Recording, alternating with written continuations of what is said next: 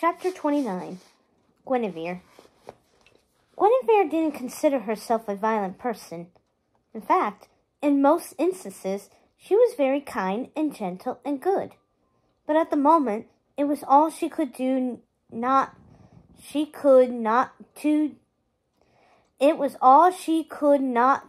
punch a wall with her fist.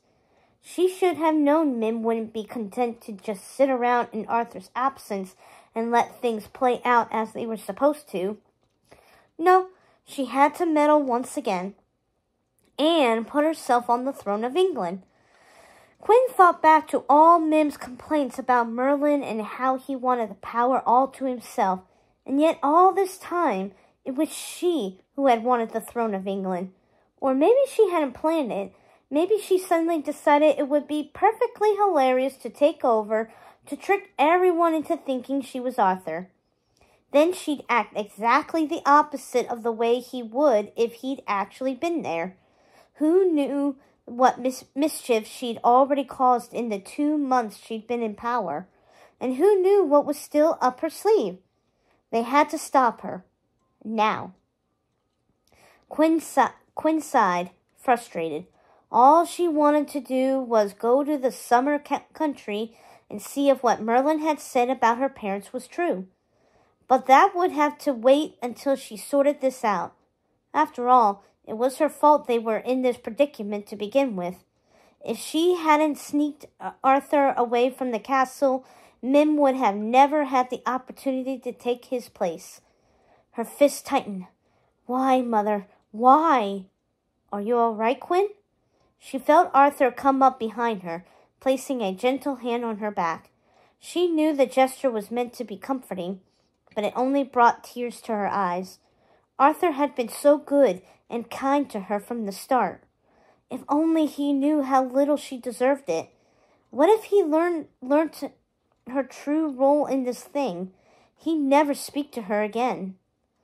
Quinn couldn't bear the thought. I'm just worried, she said. What if we're too late? What if you can't get your throne back and the future spirals out of control like Merlin said? What if people are hurt? What if people die? I won't let that happen, Arthur declared, sounding much braver than she'd ever heard him sound before. We know now that I am the rightful king, and I plan to take back my throne no matter what it takes. He sounded so sure of himself, and for a moment, all she could think of was the boy she'd first met in the woods, who only wanted to fly away. Arthur had grown up so much since then. He'd faced his enemies and made them his friends.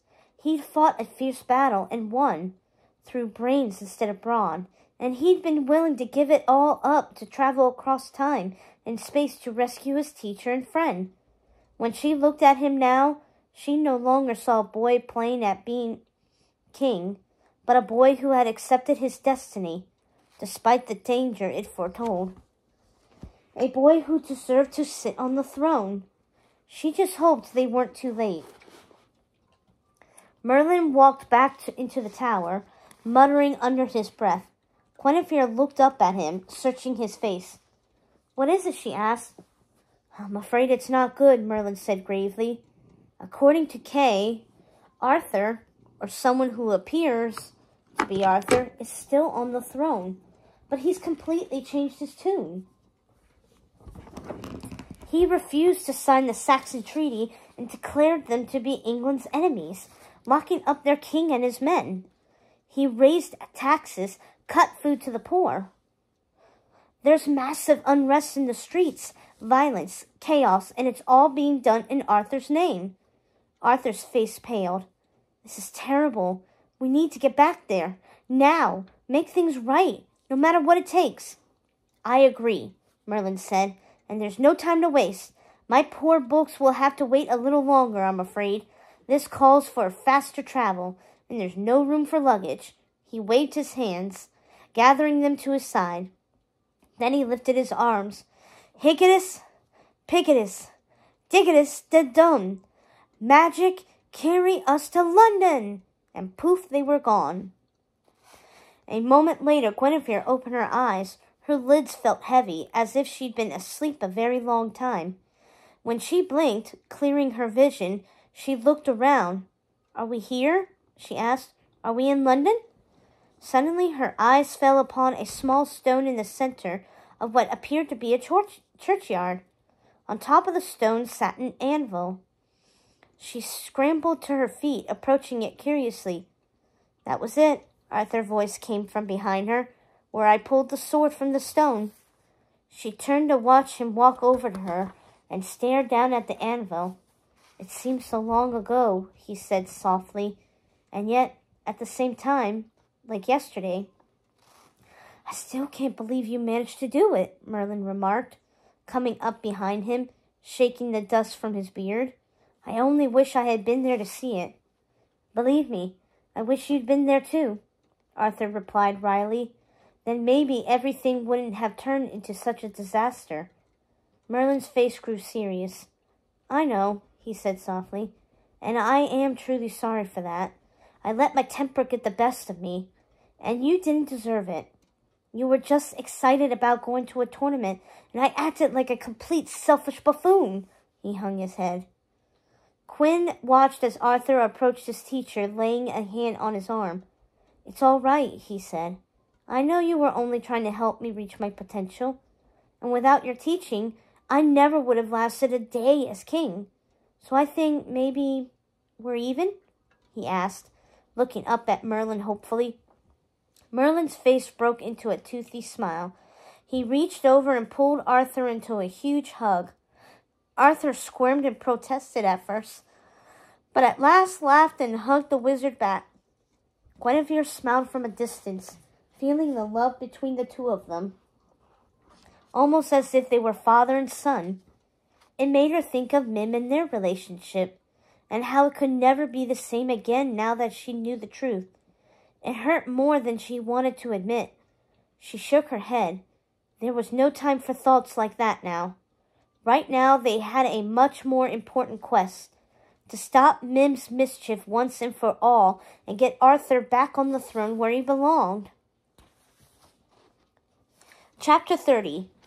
Arthur. Arthur stared up at the castle gates, gnawing his lower lip nervously. It was funny. For so long he'd wanted to escape these walls. Now he just wanted to get back inside. But that was easier said than done. Merlin reminded him. For if Mim really was in charge now, she wasn't going to be thrilled to see Arthur walk back through that door. "Can't you just zap her back to her old shape?" he asked the wizard. "Makes everyone see she's an imposter?" But Merlin only shook his head. For all her faults, Mim is a powerful wizard, and her magic is as strong as mine. I can't undo her spells. We must find another way to expose her lies to the people of Camelot. Arthur frowned, feeling discouraged. "Well, she's not going to admit it if we ask nicely," he countered. "And no one's going to take me at my word if she looks just like me. I'm going to have to prove I'm the real Arthur somehow." He paced back and forth, thinking hard. "But how will I do that?" "What about the sword and the stone?" Guinevere asked suddenly. Arthur looked up. "What about it?" "That's how everyone knew you were king to begin with, right?" Quinn reminded him. "Maybe if you pulled it again, and Mim, well, couldn't?" "Quinn, you're a genius!" Merlin exclaimed. "That's exactly what we should do." "But," Arthur scratched his head, "couldn't Mim just magically make the sword come out of the stone on her own?" Merlin shook his head. "The sword and the stone's magic is much older and stronger than Mim's or mine. And just as I cannot undo Mim's spells, she cannot undo the stone's enchantment or make it work in her favor." "Then that's what we'll do," Arthur declared, confidence rising inside of him. "This could actually work. We'll make her prove she's who says she is, and if she can't, well, then people will have to believe us." "It's a good plan," Merlin agreed. "If you can get her to to go along with..." He was interrupted by a sudden rush of people heading through the castle gates. Arthur found himself being shoved in one direction, then the next, for a moment getting separated from his friends. "Where's everyone going?" he asked. "It's Pedisher's Day." exclaimed a man rushing along with the rest. "Today's the day we get to ask the king for help." Arthur's eyes widened. Of course, Petisher's day. The day he had once dreaded most as king. But now it could very well be the thing he needed to force Mim's hand. She'd be there in the throne room along with half the kingdom. And if he challenged her there, in front of everyone, she couldn't very well ignore him. "Come on," he said, once he was back with his friends. "Let's go see this king." Guinevere took a step forwards, but to Arthur's surprise, Merlin took a step back. "You two go ahead," the wizard said, gesturing with his hand. "I will hang behind. It might be wise not to let Mim know I'm back yet. After all, when she can't pull the sword from the stone, she's going to get angry. Very angry. And I want to be there in the shadows, to protect you and the people from whatever she might try to do." "Good idea," Arthur replied, relieved at the idea of Merlin's being there to protect him. He turned to Quinn. "All right, let's do this." Chapter 31. Guinevere. Guinevere felt her knees trembling as if they were about to buckle under her as she and Arthur walked up to the castle's great hall. Arthur seemed so confident this plan would work, but he didn't know Mim like she did, and she was worried. Very worried. They pushed their way inside the large room and looked around to gain their bearings. The place was packed with people, and everyone seemed to be yelling at once. "What is happening?" Arthur asked, looking worried. "They all seem really angry." Guinevere nodded, looking around at the agitated crowd. It felt as if a brawl could break out at any moment. "Maybe they sense something's wrong with their king?" she suggested, standing on their tiptoes to try to see other people's heads. She sank back to her heels, discouraged. "We need to get to the front," Arthur said, "so we can see what's going on." Guinevere nodded in agreement and began elbowing her away through the crowd. She got shoved back at least 3 times before she found people sympathetic enough to let her pass without much complaint. When she made it to the front of the room, she stopped short at her eyes, as her eyes fell upon the boy on the throne. It was Arthur, except, of course, not really, but it looked just like him. Same crown, same robes, same shock of blonde hair from before he'd cut it. In fact, if she hadn't known any better, she would have been completely fooled, like everyone in the room evidently was. But then she caught something slightly off, a blush of violet in the king's ears. Mim. Mother. Guinevere felt her knees wobble as her worst fears came true. She hadn't realized until that very moment how much she'd been hoping that she'd been wrong, that it was someone else who had risen to take Arthur's place. But of course, that was preposterous. Who else had the power to shift into the body of another? It was always going to be Mim, and deep down, she had known it. But still, Arthur rose inside of her. Anger rose inside of her. She thought back to all those conversations she'd had with her mother. How offended Mim had acted when she talked about Arthur stealing the throne from its rightful ruler. Yet now she'd done the very same thing herself, and she didn't look the least bit sorry for it. Merlin was right.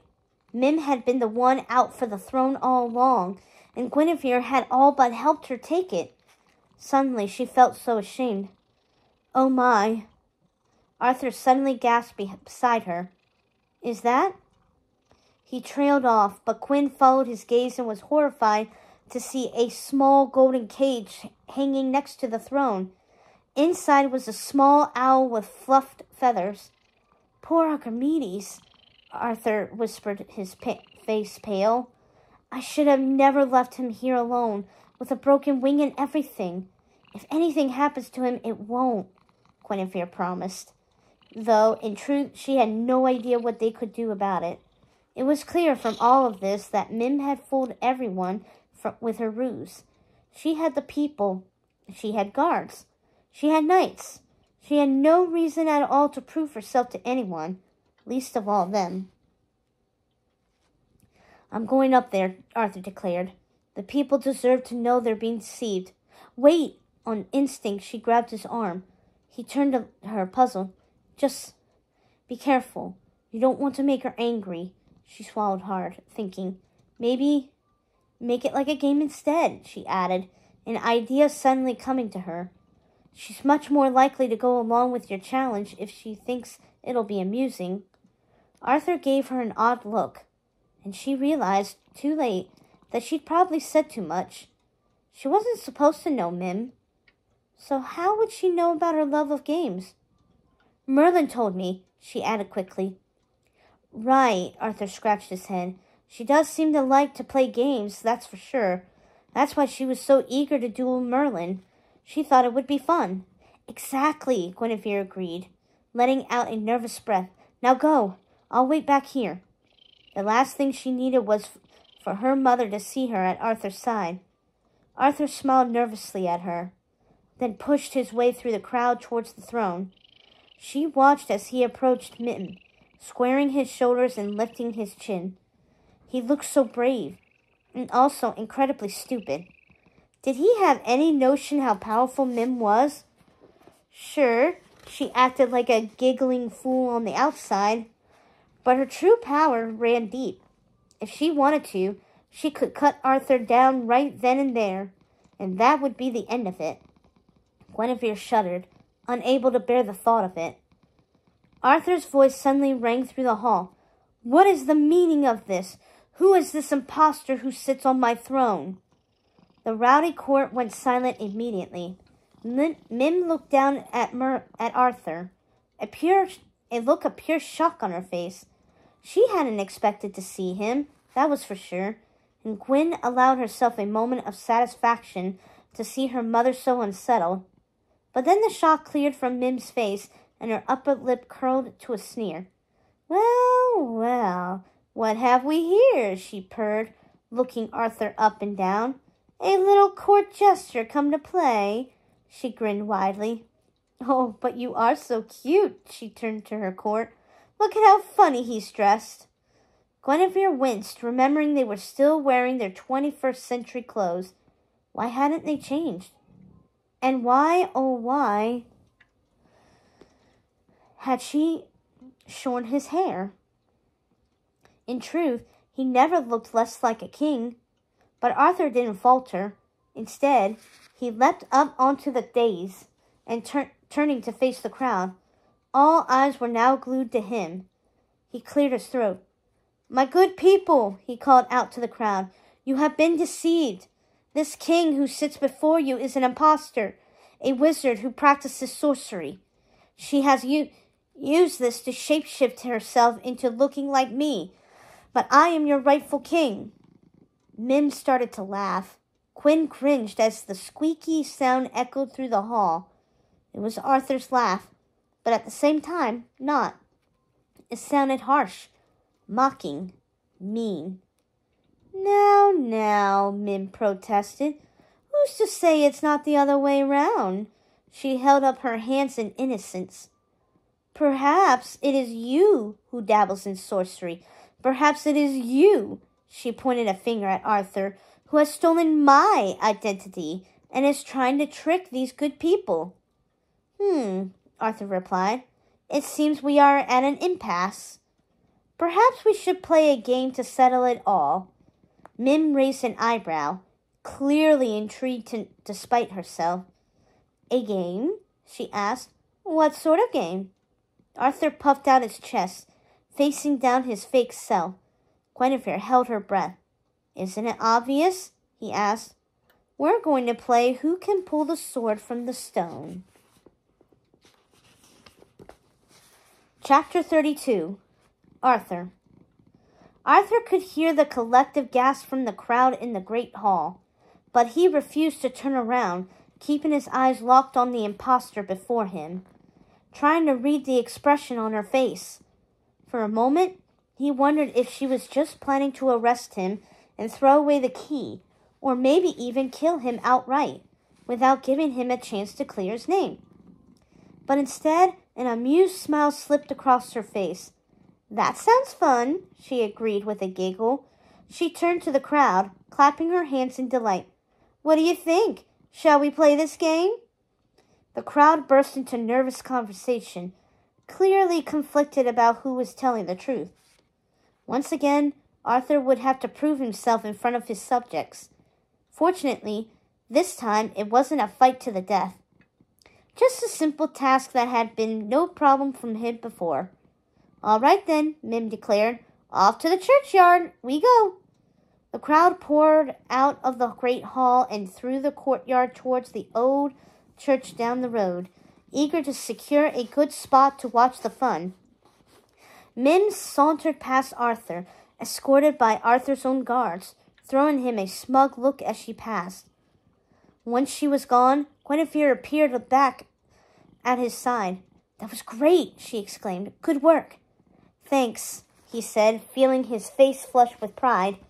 But that was the easy part. Now I have to go pull the sword from the stone again. Guinevere placed a hand on his arm. You could do this, she said. And remember, you're not alone. You've got Merlin out there, and you have me too. His heart warmed at her words. He met her eyes with his own. That means a lot, he said softly. Thank you. She reached out and slipped her hand into his. It was so warm, contrasting with his own, which felt half frozen with fear. And when she squeezed it tight, Are you lovebirds going to get on with saving the realm anytime soon? I mean, don't let me interrupt or anything. They whirled around, startled. Archimedes hooted from his cage. Arthur's face broke out into a big grin. He turned to Quinn. Can you free Archimedes, he asked. Mim's waiting for me. She nodded.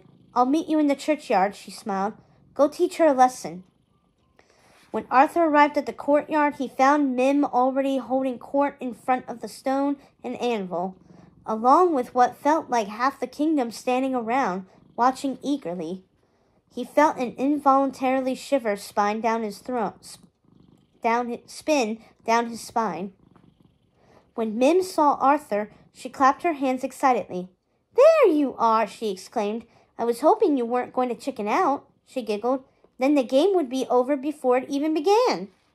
Of course not, Arthur replied, trying to sound sure of himself. She certainly seemed confident. Did she know something he didn't? But no, Merlin assured him she couldn't manipulate the stone's magic. This was going to work. Sir Pellinore, Mim cried, bring me Excalibur. The old knight stepped through the crowd, carrying Arthur's sheathed sword. He made a great show of presenting it to both Arthur's as well as the crowd, and even Arthur saw there could be no doubt that this was his sword. It even had the little ding on it that it received during his fight with Kay.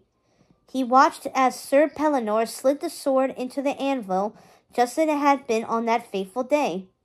It slipped in easily, as if it were loose. But when Pellinore tugged on it once it was in place, it was stuck fast, just as before. Arthur felt his confidence rise. This was going to work. He was sure of it. All right then, Mim declared, circling the stone like a vulture to its prey. She looked much too comfortable for Arthur's comfort. You say you can pull it out? Well, let's see you do it. You don't want to go first? Arthur asked, rather surprised. Mim giggled. I'm feeling generous this evening. I'll let you have the first try. Arthur pursed his lips. He wasn't sure why, but suddenly this was feeling a little like a trap. But how could it be? It was the same sword, he scolded himself, the same stone, the same anvil, which meant it had the same magic. Magic Mim couldn't manipulate.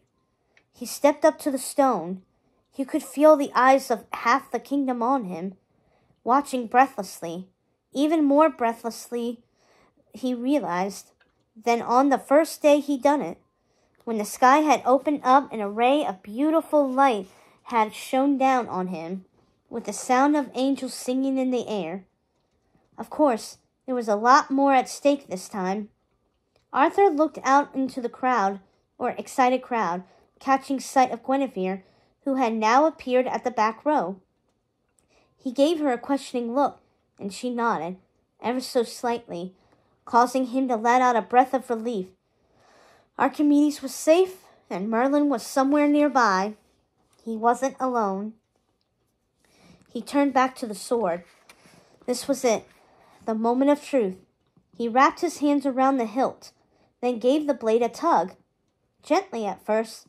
The last time he'd done it, the sword had slid out like a knife from hot butter. But he didn't want to fall backwards from using too much force. But this time it didn't give as easily, and so he put more strength into the attempt, yanking on it with all his might. The heavens did not open with holy light. There was no sound of angelic music. The sword did not budge. The crowd gasped. Arthur felt his face turn red. He pulled a third time, but it was no different. The sword was stuck fast. He glanced over at Guinevere, who gave him a helpless gesture. What was going on here? He tried again. Still nothing. A fifth time. Nothing. Nothing. Nothing. The sword, his precious sword, was stuck in the stone, just as it had been all those years before he'd acquired it. The crowd seemed to deflate. They'd been rooting for him, he realized. On some level, they seemed to believe his claim, which was good, but not enough. If he couldn't prove it to them, maybe something's wrong, he stammered. Maybe it's been too long, or the magic has gone, since it already worked once. Maybe, Mim said, stepping forwards, but do you mind if I give it a try? Go ahead, Arthur said, feeling deflated. He tried to remind himself of what Merlin had said about the sword's magic. Mim wouldn't be able to manipulate it with her own. But if he was starting to feel less confident about that, what if Merlin was wrong? Or Mim's power was actually greater than they knew? Mim grandly stepped up to the stone and anvil, making a great show of the whole thing by waving her arms in the air. She turned to her audience and bowed low, giggled a little as she straightened, and then turned, reached down, and dramatically wrapped her hands around the hilt. She drew in a breath, then pulled on the sword. The heavens opened. Light shone down. Heavenly music started to play, and the sword easily slipped from the stone. Arthur watched, horrified, hardly able to believe his eyes. She'd done it. Somehow she'd done it. She pulled the sword from the stone as if she'd been born to do it, as if she were truly England's destined king. Mim raised the sword above her head in triumph. A few people in the crowd began clapping hesitantly, still not quite sure what they'd just witnessed. Arthur began to back away, but he was quickly stopped by two guards. Mim's eyes settled on him. Her lips curled into a smile. Seize this traitor, she told the guards, and send him to the dungeon. The guards made a move towards Arthur. He scrambled away, trying to put distance between them, but was stopped by the thick crowd behind him, who was inadvertently prevented his escape. His eyes darted around the churchyard with desperation. Where was Merlin? Now would be a good time for the wizard to show himself, to save the day, to poof Arthur to safety. But the wizard was nowhere to be seen. Instead, it was Quinn, who suddenly burst from the crowd, her hair flying behind her and her eyes wild. No, she cried. No, please. Quinn, Arthur protested in panic. He didn't want her to be arrested too. But Quinn ignored him, stopping just in front of Arthur Mim and crossing her arms in front of her chest. She glowered at the wizard. If looks could kill, Arthur thought wildly, Mim would be nothing more than a puddle on the ground. This needs to stop, Mother, Quinn cried. Now! Wait, what? Arthur did a double take. Mother? Had she just said, Mother? Suddenly, everything froze, just as it had the day in the great hall when Mim had first come to Arthur as Morgane Le Fay. Everyone in the audience, every commoner, noble, and guard, completely stuck in place. The only other person still moving, Arthur realized, was Guinevere. Mim laughed heartily. As Arthur watched in horror, her disguise seemed to melt away, revealing her old, wild purple-haired self. She strode over to Guinevere. When she reached her, she patted her lovely on the arm. "Oh, my sweet girl," she clucked. "There's no need to pretend any more. It's all over now. You can rest. You did your job, and you did it marvelously. Better than I could have ever dreamt." She grinned, showing off her crooked gray teeth. "I'm so proud of you, my dear. I can't even begin to explain." Wait, what?" Arthur stammered. "What is she talking about, Gwyn?" Gwyn stumbled backwards, almost tripping over a gravestone in the process. Mim cackled loudly, sheathing Excalibur and setting it on the ground. Then she turned to Arthur. "Oh, my poor little sparrow! Did you think she was on your side this whole time? How adorable is that? She really is a good actress, isn't she? Those pretty wide brown eyes, those long lashes, that sweet smile. You never know in a million years she was working for me." "No." Arthur shook his head vehemently. "I don't believe it. You turned me into a slug. She saved me. All part of the plan. You would have never left the castle with her otherwise, which was quite considerate of you, by the way. Just walking away like that and handing me the keys to your kingdom." She grinned toothily. "Though you probably shouldn't have come back. Then I wouldn't have had to kill you." Arthur looked from her to Guinevere, his heart feeling as if were about to shatter his chest. "Is this true?" he demanded, his voice cracking on the words. "Is Mim really your foster mother? Did you befriend me only to take me down?" He waited with bated breath, his eyes locked on her, begging her to deny it all, to call Mim a liar of the worst sort, to assure him she would never betray his trust. She cared about him. She'd kissed him on the beach. That had to mean something, right? But instead of denying it, her face only crumbled. The light seemed to die in her deep brown eyes. "Guinevere?" Arthur tried again, his voice hitching on her name. "Please, tell me the truth." "I'm sorry," she blurted out. "Mim lied to me. She told me you weren't meant to be on the throne. That it was Merlin's evil plan to destroy England." She trailed off, staring at the ground. "I thought I was doing a good thing." Arthur staggered backwards, as if he'd been struck by a blade. And maybe that would have been better. Maybe that wouldn't have hurt half as much as Guinevere's words. The girl he trusted. The girl he'd shared everything with. The girl he'd fallen in love with. And she had betrayed him utterly. "Oh, don't look so glum," Mim scolded, wagging a finger at Arthur. "She really is quite fond of you. She told me so herself. But that makes no difference now. For I'm afraid you're going to live long enough to ever see her. You're not going to live long enough to ever see her again." "What are you going to do with me?" he asked, trying not to despair. At the moment, he wasn't sure if he'd even cared. He'd lost his kingdom, and he'd lost Guinevere. What did he have left? "Throwing you in the dungeon, of course," Mim replied breezily. "Weren't you listening earlier? And then we're going to throw a marvelous party and execute you in front of the entire kingdom in the morning. Won't that be lovely?" She nodded to herself. "Why, we can even have that Saxon king of yours done at the same time. 2 for 1. That's bound to sell a lot of tickets, especially if we serve slug soup. This kingdom is woefully short of slug soup, don't you think, darling?" she asked, slinging her arm around Guinevere. The girl shrugged her off, storming to the other side of the churchyard. Mim watched her go for a moment, then giggled again. "Anyway, this has been fun, but I really must go. I have a kingdom to run into the ground. Toodles!" She snapped her fingers, shifting herself back into Arthur's twin. Then turning to the crowd, she waved her arms, unfreezing them. Her guards burst to life and charged towards Arthur. "Take this impostor away!"